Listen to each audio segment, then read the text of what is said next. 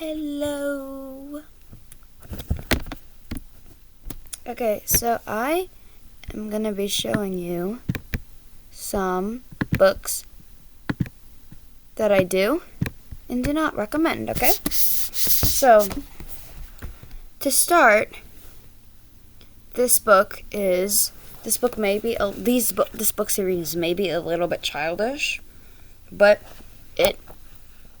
me as a almost 12-year-old, I recommend it for like 8-year-olds, 8, 9, maybe 7-year-olds. It's called Ivy and Bean. There is 12 books in the series.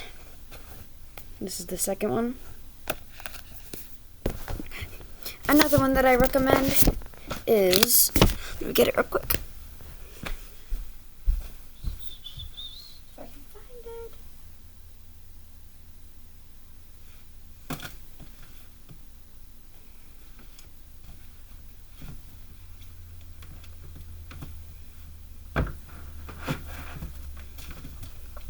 Okay, well, I don't think I have it on me right now, but one that I recommend is called, there's 3 books in this series. The first one is called The One and Only Bob.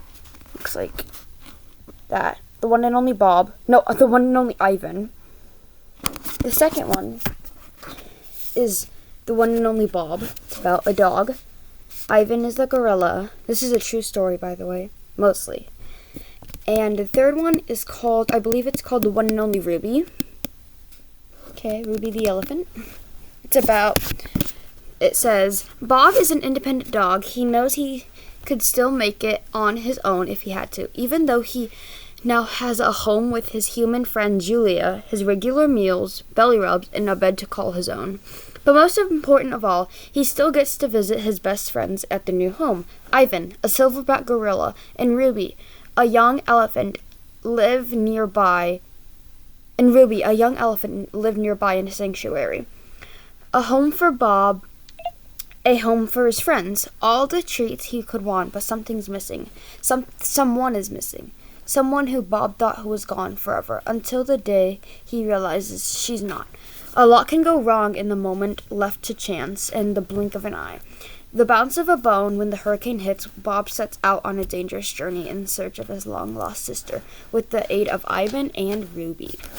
So that's what this one's about.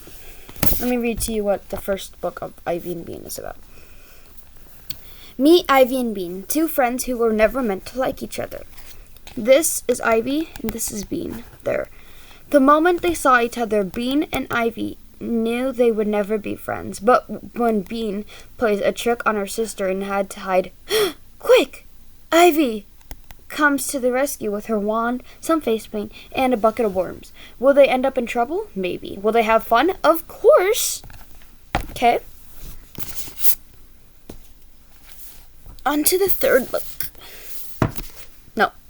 Technically 4th, but it's the 3rd. Okay, so this one, the way it's written out, let me show you this one. So The One and Only Bob, the way it's written out is kind of like, it's not exactly a book, but it doesn't fill up the whole pages. It's kind of like a poem. And this one is also by Katherine Applegate. It's called Otter. So cute, little otter.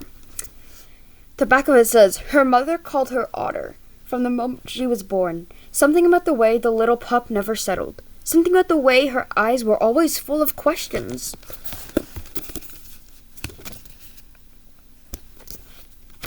And it has this cute little, I haven't finished it yet. I have kind of started it, but I didn't like the way it was. It's kind of built out like a dictionary, basically. So, yeah.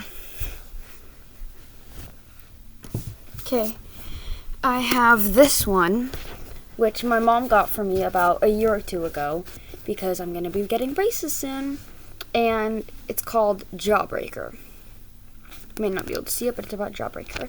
And it says, Max Plink's life is complicated. Her parents aren't getting along, the school bullies are relentless, and her sister is the cruelest of them all. Worst of all, her mouth is a mess. With a mismatched puzzle of a jaw, Max has a class 2 malocclusion, otherwise known as severe overbite. She already has braces, which means she lives on Advil and soft foods after each orthodontist appointment. But now Max has to wear painful and totally awkward orthodontic headgear named the Jawbreaker. Could things get any worse? Yes. The journalism competition Max wants to enter has a video component. But being on camera means showing your face, not just to your high classmates, but possibly the whole city. Going viral is the last thing Max needs. But winning this competition is what she wants most. Turns out following her dreams is complicated too. Inspired by Christina Wyman's own experience with the Class 2 malocclusion, this is a humorous, heartfelt, and refreshingly relatable story that will break you apart only to put you back together again. Okay, so this book, I don't remember where it was, but I read this book again because it was really good. This book was a really good book. But if you don't like sad stories, this book does talk about her parents getting divorced and and her getting bullied. So just a TMI. No, hang on, FYI. My bad. Okay, these next 4 are kind of horror in a way. So this one is called The Lonely Ghost. Okay? It's not that much of a horror story, but if you're like 6 through 8, no, it depends on your reading level, and if you like horror stories, this would be a good book. It's not that thick. But it says, a haunting like no other. At first, twin sisters Ava and Cassie are excited to move into a ramshackle mansion in a new town, but any romantic ideas they had are quickly dashed. The house is dirty, dusty, and falling apart. Worse, it's infamous around town as that creepy old haunted house. When the sisters remove some wallpaper in the bedroom, they find childlike drawings of a screaming girl. Then Cassie starts acting oddly. Ava can't put her finger on it, but she's not quite herself. And if Cassie's not herself, then who is she becoming? And this is a photo of the mansion. It has roses on it. Okay. This one is called The Truth About the Accident. This one, I read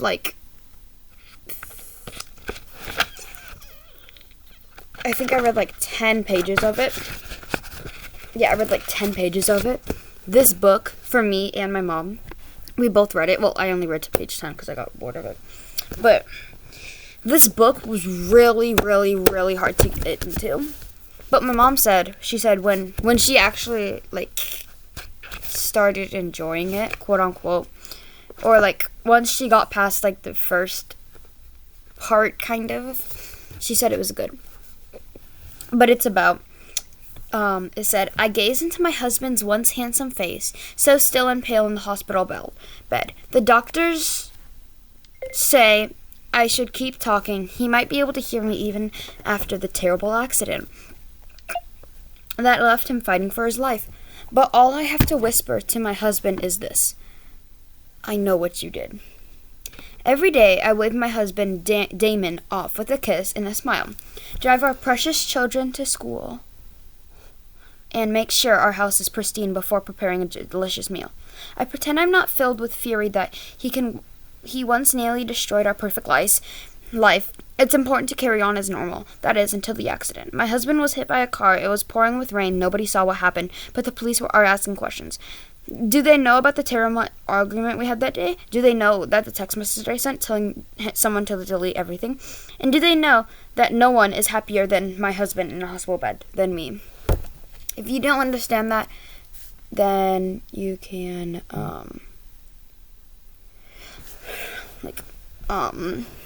not rewind it, but, slow it down if you want. Okay, 1 second. I am doing a video. Be over in a... 1 second. Haven't even.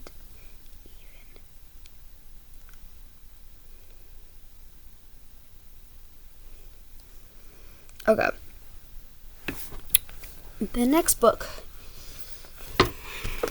This one's a little freaky. This one brings your imaginations to life. It's called Hide and Seeker. This is the cover. It says, Justin knows that something is wrong with his best friend. I went up the hill. Z was missing for a year, and when he came back, he was different. Nobody knows what happened to him. The hill was muddy. At Z's welcome home party, Justin and the neighborhood crew played hide and seek, but it goes wrong. Very wrong. Stomped my toe. Actually, so let me read the normal words, and then I'll read the words that are in it. One by one, everyone who plays the game disappears, pulled into a world of nightmares come to life. Justin and his friends realize this horrible place is where Z had been trapped. All they can do now is hide from it. So the red words say, I went up the hill was muddy. Stomped my toe, made it bloody. Should I wash it? Overall, it's a pretty good book. It just, in some parts, it really makes your imagination, come to life. And the last book, which I'm reading right now, it is called Secrets Never Die. From what I am reading it is, such a good book. We call it the Dark Place, and I don't know who built it or when, but for us, it's a sacred spot. Every year, Sam Hall and his friends hold funerals for their secrets in an abandoned hut in the woods that they call the Dark Place. But this year, their secrets are coming back from the dead to terrorize them. Sam is a former child star whose career went up in flames, literally, and no one, not even his best friend, knows why. His friends each hold a secret pertaining